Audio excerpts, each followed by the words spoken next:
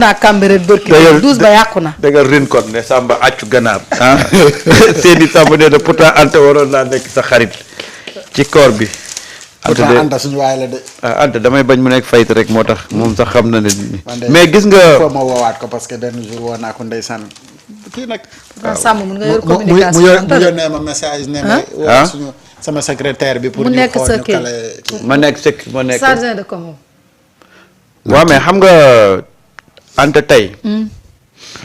c'est pas compliqué pour nga nekk chargé de communication. du tax. non parce que. yaa ngi fa. non Anta il faut que Anta d'abord ngeen toog ngeen waxtaan xoolal ngeen waxtaan yéen ñaar dong ngeen wéet nga ne ko Anta wax ma dëgg lan nga bëgg a doon ci politique parce que Anta problème am mooy xamagul lan la bëgg a doon ci politique. dafa réer.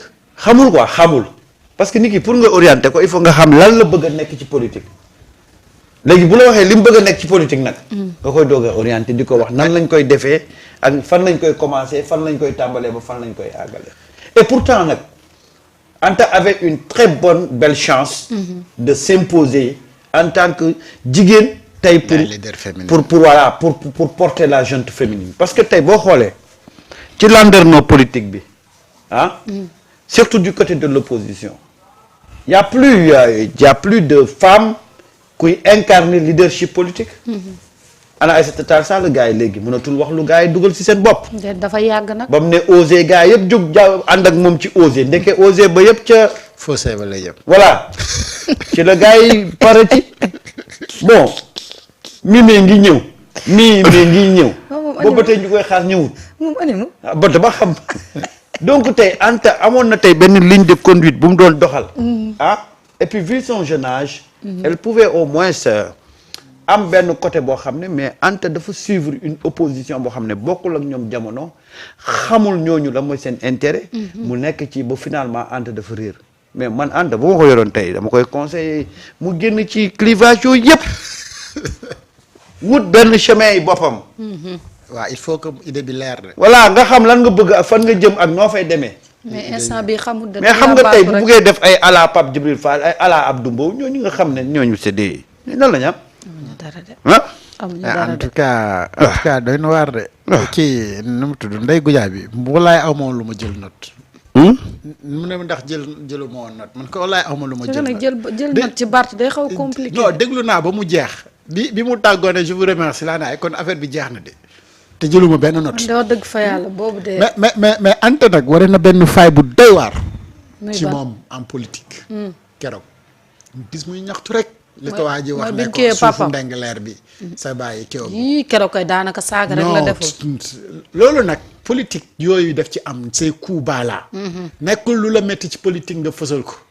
léegi nag désormais xam nga ne foo sonalatee gaañi boo defee sa discours ak nu mu mën ci mel ka cay topp dina tudd ndengleer. waaw. te bu fekkee ndengleer moo lay déstabiliser. ka lay précéder. ki lay jiitu. yow ngay war a ñëw wax xamal ne ndengleer lay wax. c'est que loolu nag c'est des fois yu nga xamante ni da nga koy def en tant que politicien surtout parlementaire nga am question bu la soxal boo war a ñëw wax man bu fekkee ni man Alioune la maa la jiitu maay wax avant yow ngay wax buñ ma waxee Aliou à la parole Anta Babacar se prépare su ma ñëwee du ma bàyyi ndengleer. waaw ci ndengleer laay wax. xam nga yow soo ñëwee occupé wu ci répondre ma. et puis nag tu sais yàq sa et puis tu sais ce qui est dangereux. wane na benn faiblesse am. faiblesse. te politique loolu war la mais nag léegi nag tey képp ku ko bëgg a déstabiliser da ngay ñëw rek ne ndengleer. mais nag ku ne ndengleer nag sa xel day dem ci baayam de. ndengleer ak baayam histoire bu yàgg la. waaw d'accord mais Anta Babacar mi nekk ci assemblée nationale. ce n'est pas la fille de Babacar Ngom de Sedima. elle représente le peuple sénégalais. est-ce que xam na. il faut moom mu jógee ci. doomu Babacar Ngom ji moo fi toog. mais mu xam ne député bi moo fi toog bu ñu waxee waxu ndengleer bul ko sax yëngal sa yaram bu ëllëgee bu yàggee waajoo jam naa kii mu waxee ndengleer du ma la jël xaaral ma xool leneen lu may cokkaas mais fi mu toll nii waree na benn faiblesse bu nga xamante ni député bu ko bëgg a cokkaas xam nga foo koy cokkaasee. dëgg la de. man de. man de xam nga man en fait man pour la bonne santé de notre démocratie. Ouais. Ce serait bien d'avoir benn femme leadership dans l'opposition. c'est juste ça hein. Ça peut être Anta, ça peut être keneen mais moom bi mu démarré mënoon na am chance mais xam nga doo ñëw et tu sais c'est ça que Sonko a compris. gis nga boo ñëwee booy doog a nekk un leader di ñëw ci politique dafa am ñoo xam ne dañ lay bëgg a phagocyter étouffer la. après tuer le politiquement. on l'a essayé avec Sonko ténor yi fi nekkoon yëpp jëm nañ ko côtoyer wuñ ko woon pas parce que dañu gëm combat bi mu nekkoon mais on voulait l'étouffer l'écraser et le tuer politiquement. et la génie li ñuy wax personnalité politique Sonko moo ko ci génne parce que Sonko n'a jamais voulu avoir un parrain dans l'espace politique. dafa ñëw imposer boppam. mais gis nga bu nangu woon tey li gars yi di am ku muy suivre di am ku muy àndal wala di am ku muy nangu mu koy parrainer kon fay nañ ko étouffer ko écraser ko ba jàll. mais Sonko a très tôt défini sa ay contours am ak ligne bi mu war a dem. et il a toujours compté sur lui-même et les éléments de son parti pour atteindre ses objectifs. parce que toujours opposition noonu lañ lay défendre booy doog a ñëw ci politique bi dañuy créer ay espace mooy ay FDR. ay TLT mais loolu yëpp xam nga lan la. yow la ñu bëgg a jël étouffer la écraser la tuer la après dem y a beaucoup de politiciens yoo xam ne noonu lañ leen tëjee noonu lañ leen téye ba après émerger wuñ tey boo xoolee.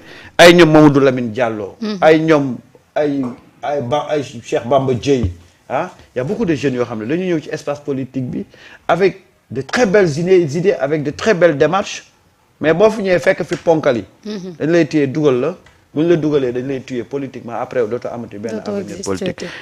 Sonko nag moo leen échappé parce que Sonko n'a jamais voulu s'inscrire dans cette logique là. n'a jamais voulu faire ce que les gens faisaient moo tax. ñu am na ñoo xam ne dañoo dem ba benn instant dañoo mere Sonko. parce que liñ bëggoon Sonko fekk si leen ci. quand on te dit que Idrissa Seck se lève à 6 heures du matin ou 5 heures du matin di dem kër Sonko ba di fa lekk beñe dugub xaw ma lan. lan lay def foofu heure boobu.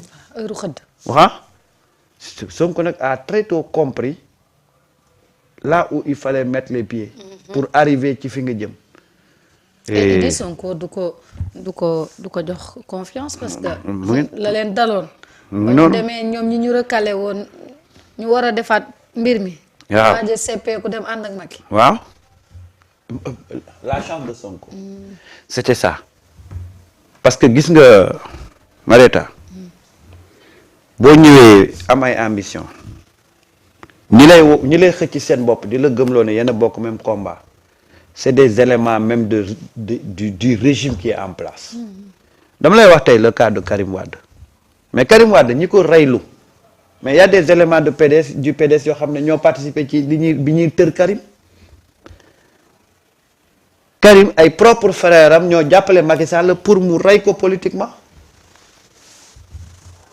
quand il s'est agi de détruire le PDS mais c'est des gens du PDS des militants authentiques des responsables ñoom ñoo jàppale Macky Sall ci mu rey PDS tey PDS a ngi nii dee ñan ñoo ko rey c'est Macky Sall peut-être le principal instigateur mais avec la complicité de ñan des gens qui se réclamaient des fils de Ablaye Wade